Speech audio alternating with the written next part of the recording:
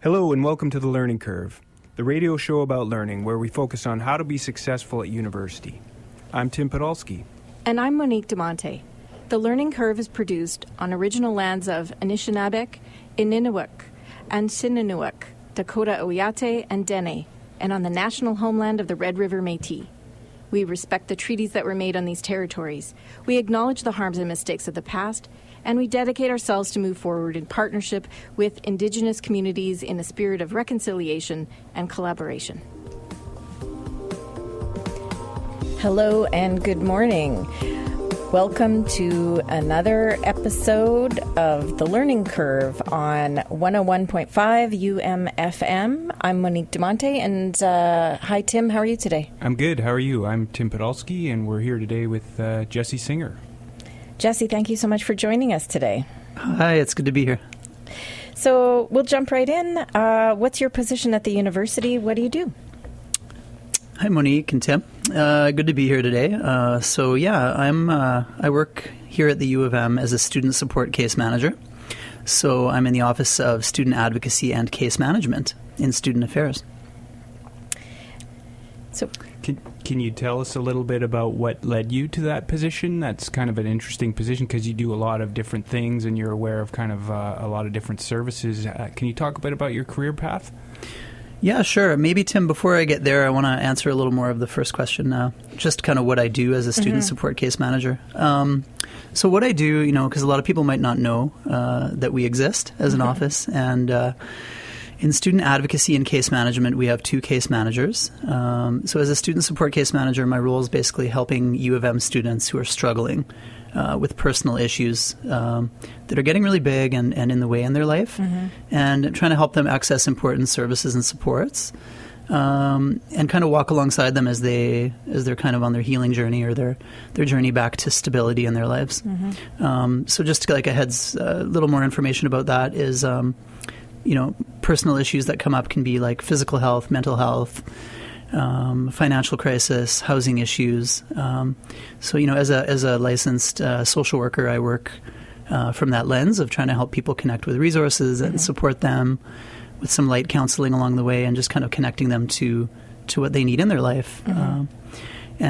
Students can refer themselves to our office, or often we'll get people calling to consult about a friend or a student, if it's a prof that has expressed that a student, they're worried about them, or a friend or family member is worried about somebody who's a member of our U of M community, and just work with them to get them back on track.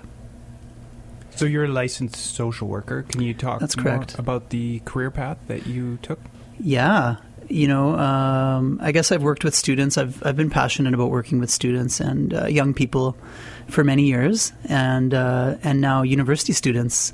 Having been a student myself for many years, also here at U of M, I did my bachelor's and my master's here, I had my own trials and tribulations and successes along the way, and I know that everybody, it's part of life. You're going to go through tough times at one point or another, and I really wanted to give back and help students who are in this exciting yet sometimes really stressful time of life, right?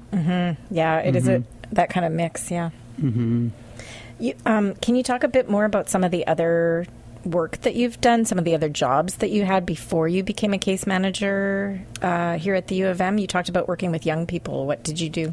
Yeah, for sure. I worked, after my BSW, I did about 5 years working with some nonprofit organization called McDonald Youth Services.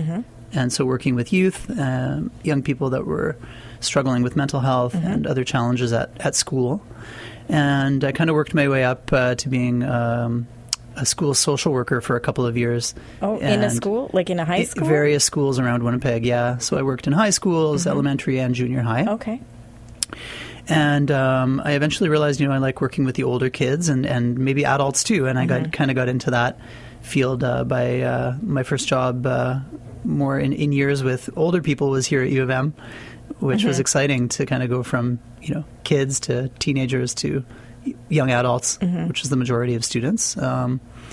And now that I'm in my 40s, I think I'm old, but there are a lot of students that are my age too and older too, right, here at U of M. So. Yeah, we do see a lot of variety and diversity in our student Absolutely. population, and I think it's good to have that lens.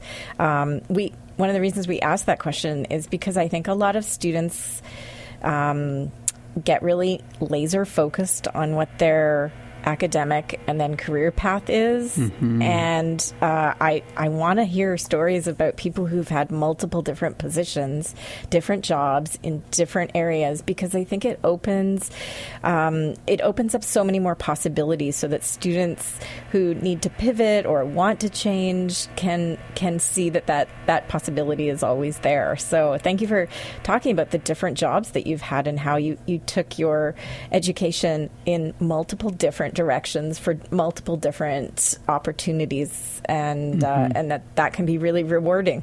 Yeah, I'm a go with the flow kind of person. Yeah. Some people know what they want to do from when they're in elementary, and that wasn't me, right? Yeah. So I figured it out as I went along and followed my passions for sure.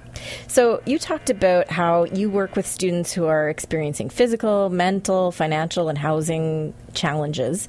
Can you sort of tell us, like, more specifically, some of the challenges that you notice for students who connect with you or that you interact with at the university? More detail? For sure.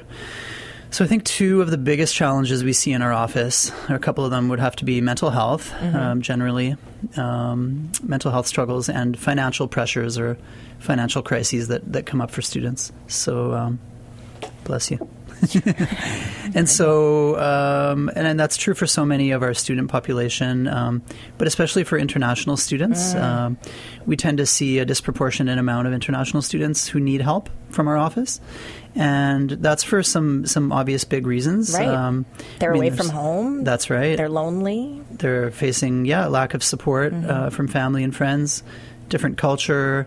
In addition to all the stress that everybody faces as a student at times, they have that lack of support at times, and also financial pressures that and restrictions that Canadian students don't face.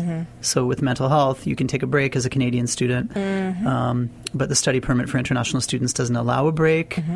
So you can imagine that just kind of compiles more stress onto people when they force themselves to continue, when they maybe need a break from school for a bit. But mental health affects everybody, and that's probably the number one. Whether it's a housing crisis, that's also going to make you anxious. If you're having family conflict, that's also going to make you sometimes depressed or upset. So it's kind of mental health's the common denominator and kind of the most common issue that we see. Yeah. Okay. And when it comes to student case support management, in our office at least, we sort of see you as kind of someone who can solve a lot of problems whenever we're dealing with a lot of students who have a lot of issues or who are in crisis. Complex. Yeah, we always go, okay, well, let's get in touch with a case support manager. Can you talk a little bit more in detail about maybe some of the different services and some of the things that you do specifically in your office? Absolutely. So there are two of us in our office that are case managers, and then there's also about 5 or 6 student advocates. So that's why our office is kind of a joint student advocacy and case management, which confuses some people, but it's kind of like a one-stop shop. You can think of it as if you're having an academic crisis and you might need to do an authorized withdrawal from your classes on medical grounds, let's say. Or you want to do a tuition fee appeal because you dropped your classes due to personal or medical reasons. Advocates are there to help with those kind of policy challenges, grade appeals, tuition fee appeals, like I mentioned, other things like that, and also non-academic and academic misconduct and things like that. But the two case managers, Jody and myself, are there to help when there's more of a personal crisis or a personal issue that the student needs support with. And I think you made the case earlier about how these things are often overlapping challenges, right? If you're having trouble with academic misconduct, for example, it's likely to also be, it's going to involve some mental health challenges at the same time. So, yeah. Would you be able to provide some general tips or suggestions on how students can be successful, how they can thrive, how they can really connect at the U of M? I thought about that question ahead of time a bit, and I think, I'm a big believer in not just professional supports like me as a social worker, or like going to a counselor, which are awesome, and I want to say that's a great thing to do. But also, like, we have natural supports in our lives, so friends, family, organizations maybe where we work, being part of groups, teams, networks, like those are crucial for mental health, and I can't overstate that. So getting involved in terms of like your campus life and just trying something new and meeting new people, you never know how that can provide a support network for you. And as social people, like beings, we all need that. Yeah. So the importance of connecting. Again, connection, It's absolutely. a theme on our program. Yeah, we Everybody talks about that as it seems to be a reoccurring theme, but that's something we're finding. Yeah, It's and certainly, important. again, Something we've learned. yes, something we've learned on the learning curve for sure.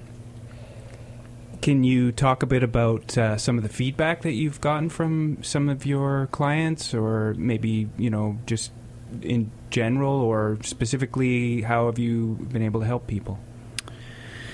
Right. Definitely, I've had a lot of students come back even years later and tell me how they're doing, and Oh, that's good. sometimes they sort out an issue and they graduate, and it's really rewarding for me to see when there's a student who maybe had to drop out for a time or failed all their classes. It happens, and I just want to normalize that. And a lot of people feel shame, and they feel really terribly about that. But at the end, I've seen so many comeback cases where students come back and graduate. And yeah, other than that, people who just get better in their lives in different ways. Maybe they're in the hospital for a while, and then they can recover from an illness, mental or physical. Also, I want to normalize that happens. And get help, please, and you can be somebody who recovers. So we all need help at some time, just to, again, come back to that. And after that help's given, usually, as I said, the natural supports take over, and a student is back connecting with family and friends, and things are better. That's great. We're going to take a break for a song. You picked this one. Did you want to introduce it at all? Or? Yeah, this is a local Winnipeg band that I really like called Heart Sleeve. So enjoy.